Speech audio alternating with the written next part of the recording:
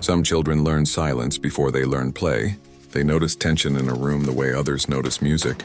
They grow careful with words, careful with emotions, careful with themselves. While other children are allowed to fall apart, they learn to hold things together, to be useful, to be needed, to stay alert. Growing up too early does not always look like trauma. Sometimes it looks like maturity, responsibility, praise. But beneath that calm surface, something gentle was interrupted. A season that was meant for safety quietly became a season of survival. This is the psychology of the child who had to grow up too early. Not a story of weakness, but a quiet exploration of what happens when adulthood arrives before childhood has finished speaking. There is rarely a single moment when childhood ends. More often it narrows. It becomes smaller in ways that are easy to miss. A child starts listening more closely than playing, watching faces, reading moods, sensing when to speak and when to stay quiet. This child does not stop being a child all at once. They simply become aware too early. Awareness is not harmful by itself, but when it arrives before safety is stable, it changes the direction of attention. Instead of turning outward toward curiosity and play, it turns inward toward monitoring and control. The child learns that the room must be read before it can be entered, that emotions have consequences, that silence can be safer than expression. This is how childhood shortens, not through force but through necessity. Often this child is praised. They are called mature, old soul, reliable, words that sound like compliments, yet quietly place weight where softness once lived. Inside, something shifts. Joy becomes conditional. Rest feels temporary. Play feels undeserved. The child begins to feel useful instead of protected. What disappears first is not happiness, but ease. The ease of making mistakes without consequence. The ease of needing without guilt. The ease of believing someone else is watching the edges. Instead, the child becomes the watcher. They notice when adults are tired, when voices change tone, when the atmosphere tightens. This heightened sensitivity does not come from choice. It comes from adaptation. The nervous system learns quickly when safety is inconsistent. It learns to stay alert, to anticipate, to prepare. And so the child grows careful, not withdrawn but measured, not fearful but aware. There is often no language for what is happening. Only a quiet internal conclusion. I should handle this. I shouldn't make it worse. I need to stay steady. These conclusions are not spoken aloud. They settle into the body. Over time, they become identity. The child does not feel like they are losing something. They feel like they are becoming something, becoming capable, becoming composed, becoming useful. But childhood is not meant to be earned. It is meant to be inhabited. When responsibility arrives too early, the child skips a season of emotional development without realizing it was necessary. They learn how to manage before they learn how to feel freely. They become good at holding things together, but unfamiliar with being held. This early maturity often carries pride, a sense of quiet strength, a belief that being needed is the same as being loved. And yet, beneath that strength, there is an unasked question forming. What happens when I stop being useful? The child does not ask this yet. They are too busy adapting. They may still laugh, still imagine, still play when allowed. But something fundamental has changed. Play now has an exit plan. Imagination shares space with vigilance. There is a subtle grief here, one that does not announce itself. A grief for a version of childhood that existed only briefly or not at all. And because it was quiet, it often goes unrecognized for years. This is not a story of damage. It is a story of intelligence under pressure. The child did not choose to grow up early. They responded to the emotional weather around them.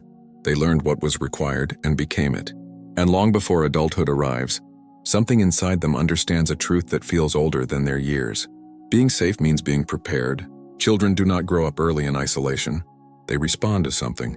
Often it is not chaos in the obvious sense. There may be food on the table, a roof overhead, routine in place.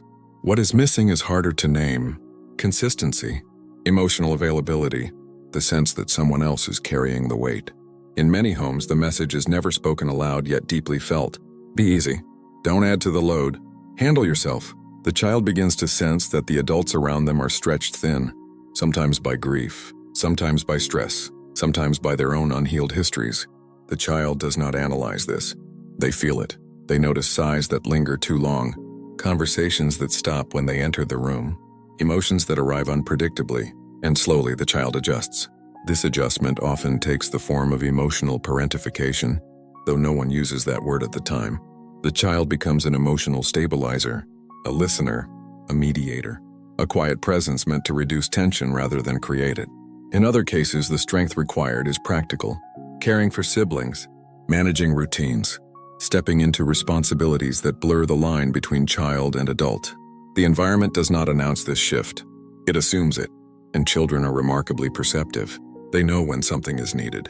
They know when stepping up is the only way to keep things steady. There is rarely resentment in the beginning. There is purpose. Purpose feels grounding when safety feels uncertain. Sometimes the environment is marked by emotional absence rather than demand. Parents who are physically present but emotionally distant. Affection that feels inconsistent or conditional. Support that arrives late or not at all. In these spaces, the child learns not to reach outward. They learn to turn inward. Self-reliance becomes protection. Independence becomes armor. Other times, the environment is defined by unpredictability, mood swings, conflict that appears without warning, rules that change depending on the day. In unpredictability, vigilance becomes survival. The child learns to scan constantly, to read energy before words, to sense danger in subtle shifts. This is not anxiety in the beginning. It is attunement. The child is simply trying to stay safe. What unites all these environments is not neglect or malice. It is the absence of emotional containment. No one is consistently holding the emotional edges, so the child steps in.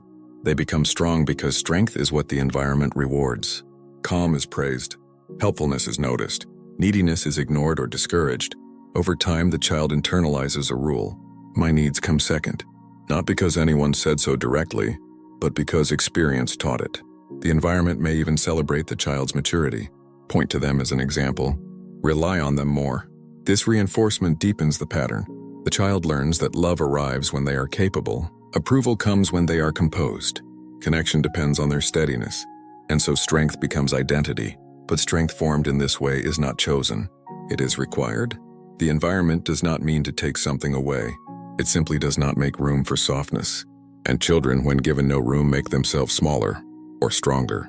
In these environments, growing up early is not a failure of care. It is a gap in safety, a gap the child learns to bridge with themselves. This is where the pattern takes root, not in trauma alone, but in adaptation. The child becomes what the environment needs, and in doing so learns to live without needing. The brain of a child is not designed for vigilance. It is designed for exploration. Play is not a luxury in development. It is how the nervous system learns safety, how the brain practices curiosity without consequence, how emotions move freely without being managed. When a child must grow up early, this natural rhythm is interrupted. The brain adapts. In environments where emotional stability is uncertain, the nervous system shifts toward protection. Attention becomes sharper. Sensitivity increases. The body learns to stay slightly alert even during calm moments. This state is not panic. It is preparedness. Psychologically, this is the stress response learning to stay active longer than intended. The brain begins to favor scanning over resting, anticipation over spontaneity. Over time, certain neural pathways strengthen, the ones responsible for monitoring tone, for predicting outcomes, for suppressing impulses that might create disruption. This is why many who grew up early appear composed beyond their years. They are not suppressing emotion consciously. Their nervous system learned early that expression carried risk. The amygdala, the brain's threat detection center, becomes finely tuned, not louder but faster. It notices subtle shifts others overlook.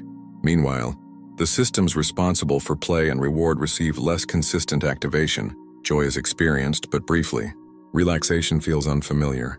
The brain does not interpret this as loss. It interprets it as efficiency. This adaptation is intelligent. It keeps the child safe, but it comes with trade-offs. The prefrontal cortex, responsible for planning, self-control, and decision-making, is recruited early. The child learns to think before they feel, to analyze before they react. This creates an inner world that is organized, responsible, and restrained. Yet emotions do not disappear when they are managed early. They wait. Without consistent co-regulation, an adult helping a child process feelings, the brain learns to self-regulate too soon. Self-regulation without support can become self-suppression. The nervous system holds what it cannot express. As years pass, this early wiring becomes baseline. Calm feels neutral, not safe. Stillness feels uneasy. Rest feels unearned. The body has learned that quiet does not always mean safety. Sometimes it meant waiting. Waiting for the next emotional shift, the next demand, the next moment requiring steadiness. This is why many adults who grew up early struggle to relax even when nothing is wrong. The brain remains oriented toward readiness. From the outside, they seem resilient. Internally, the system is working constantly. It is important to understand this is not damage. The brain is doing exactly what it was taught to do. Adaptation becomes architecture. Over time, the nervous system forgets that another mode exists. A mode where safety is assumed, where emotions rise and fall without consequence. This is also why emotional numbness can appear later in life, not because the person feels nothing, but because the brain learned to dampen intensity to maintain control. High emotion once meant risk, so the system learned moderation. The child's brain was not broken by early pressure. It was shaped by it, and the shaping was logical. Understanding this reframes the narrative. What looks like emotional distance is often nervous system wisdom from an earlier time. What feels like overthinking is the residue of early vigilance. The brain under early pressure becomes efficient, protective, and endearing, but it carries a memory, not in words, but in sensations of what it was like to always be ready. And that memory does not fade simply because time has passed. By adulthood, the child who grew up early often appears whole, capable, reliable, self-contained, yet inside something feels misaligned. There is a divide, subtle but persistent. One part knows how to function, how to stay composed, how to handle complexity without asking for help. Another part remains quieter, less visible, still waiting for permission to soften. This inner division is not dramatic. It does not announce itself as conflict. It feels more like distance. Distance from rest, from spontaneity, from the kind of vulnerability that does not calculate its impact. The adult who grew up early often struggles to identify this divide because competence has always been rewarded. Strength feels familiar. Need feels foreign. There is pride in self-sufficiency, a sense of identity built around being the one who holds things together. And yet when life slows down, discomfort appears. Moments of stillness feel uneasy. Unstructured time feels empty rather than nourishing. Relaxation carries a subtle guilt. This is not because rest is undesired. It is because rest was never safe. In childhood, rest meant letting go of awareness. Letting go of awareness meant risk. So the system learned to stay alert, even in calm. This creates an inner conflict. The desire to rest versus the need to stay prepared. The desire to be held versus the belief that holding oneself is safer. Relationships often reveal this divide. On the surface, the individual may be supportive, attentive, and emotionally available. They listen well. They anticipate needs. They offer stability. But receiving the same care can feel uncomfortable. Intimacy triggers vigilance. Dependence feels unsafe even when it is mutual.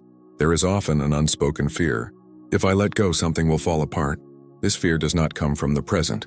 It comes from memory stored in the nervous system. Emotionally, the person may feel older than their peers, yet strangely behind in areas of play, rest, or emotional expression. This contradiction is confusing. They know how to be responsible, but not how to be unguarded. They know how to manage emotion, but not how to let it move freely. When vulnerability arises, it is often followed by self-correction, minimization, rationalization, a quick return to control. Not because vulnerability is unwanted, but because it feels unfamiliar. The inner child learned early that feelings had consequences, that expression could create instability, that someone had to stay steady. So the adult carries this rule forward long after it is needed. This creates a quiet loneliness, not the loneliness of isolation, but the loneliness of being unseen in one's softness. Others see the strength. They rely on it. They admire it. Few see the effort behind it. Few see the part that learned to stay composed at the cost of being comforted.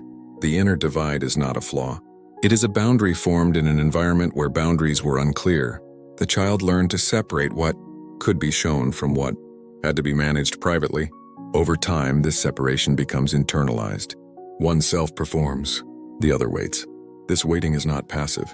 It is patient, waiting for safety, waiting for permission, waiting for a moment when vigilance is no longer required. Understanding this divide is not about fixing it. It is about noticing it, not with judgment, but with curiosity. Because within this division lies a truth often overlooked. The person who grew up early did not lose their capacity for softness. It was simply postponed. And what is postponed does not disappear. Recognition rarely arrives all at once. It does not announce itself as insight. It begins as a feeling that something is off. Life may be stable, responsibilities handled, relationships intact.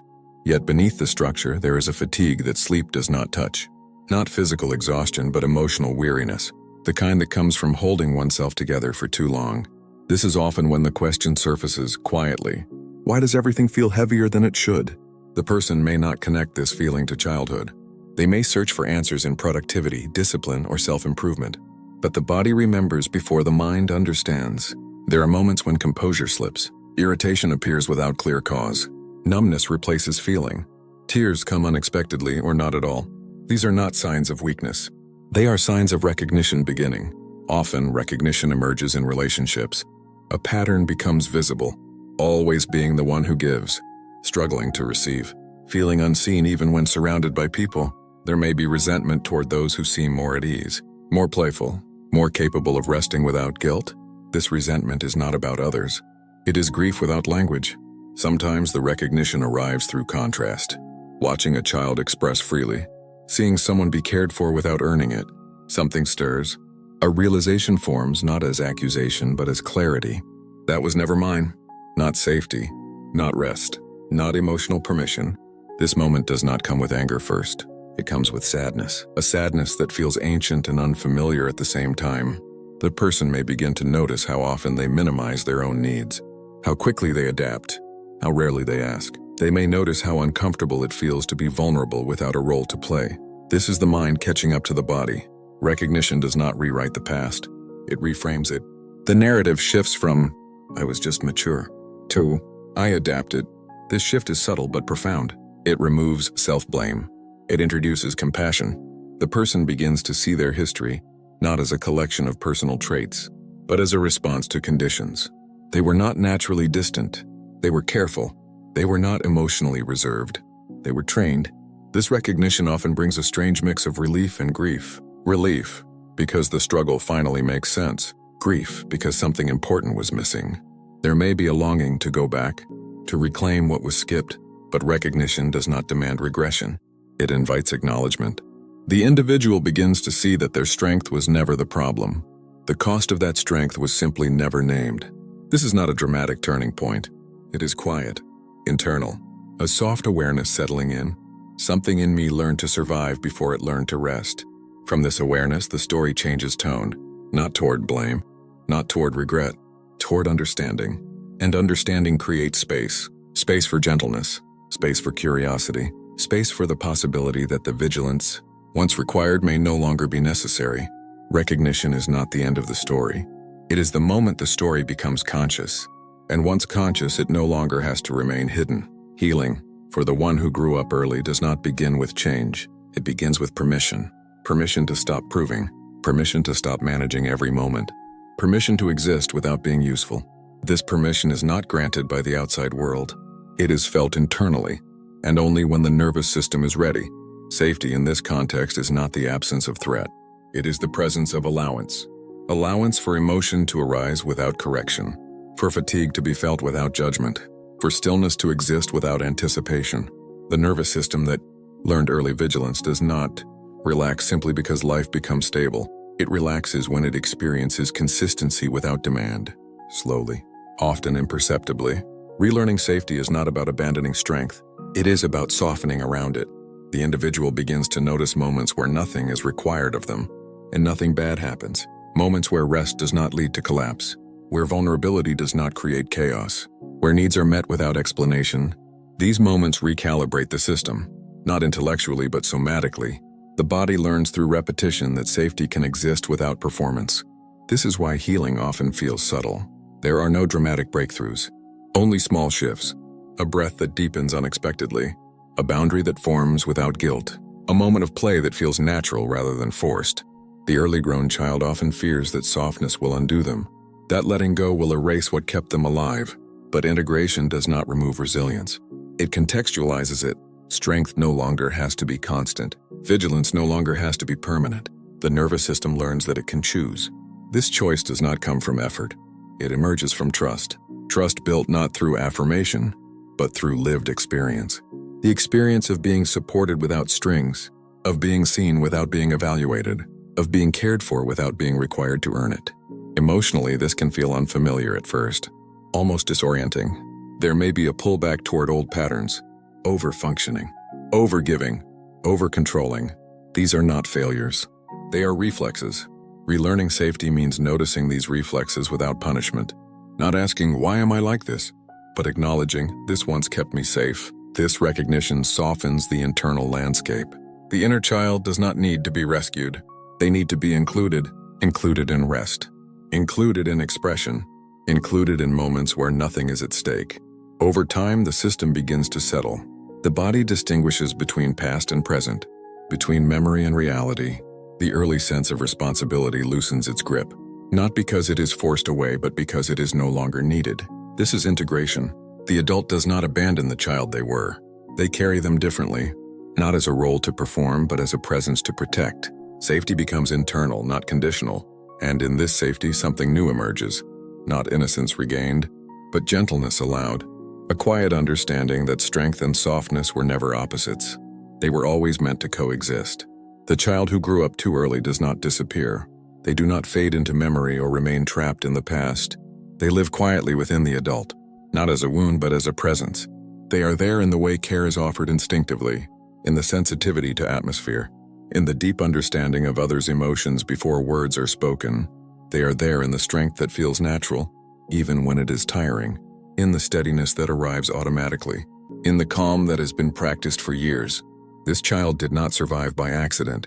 They survived through awareness, and awareness leaves a mark. But this mark is not only a reminder of what was missing, it is also evidence of what endured, what the child needed and did not. Receive did not erase their capacity for feeling. It refined it. The tenderness that could not be expressed outwardly turned inward. It waited. Waiting is not weakness. It is patience shaped by necessity. As adulthood unfolds, there are moments when this child makes themselves known. In unexpected emotion, in a longing for simplicity, in a quiet desire to be held without explanation. These moments are not regressions. They are invitations. Invitations to acknowledge that the story did not end when childhood shortened. It continued, quietly, intelligently, adaptively. The child still present does not ask for the past to be rewritten. They ask for the present to be inhabited more gently. They ask for moments where nothing must be earned, for pauses where vigilance can rest, for spaces where care flows both ways. This is not about reclaiming a lost childhood. It is about recognizing that development is not linear. What was skipped does not vanish. It waits for the conditions to return. And when safety appears, real safety, not conditional, the child responds. Not dramatically, not urgently, softly. In curiosity that returns without effort, in laughter that surprises, in stillness that no longer feels dangerous. The adult who grew up early may never forget how to be strong. That knowledge is embedded too deeply. But they can learn that strength does not have to be constant. They can learn that being cared for does not diminish them. That resting does not undo their worth. That vulnerability does not threaten stability. The child still present does not need to be fixed. They need to be recognized. Recognized as the part that adapted with intelligence. That held things together when no one else could. That learned early how to endure, and now slowly learns how to receive. This is the quiet resolution of the story. Not a return to what was lost, but an expansion into what is possible. The child who grew up too early did not lose their childhood entirely. They carried it forward, waiting for the moment it would finally be safe to live.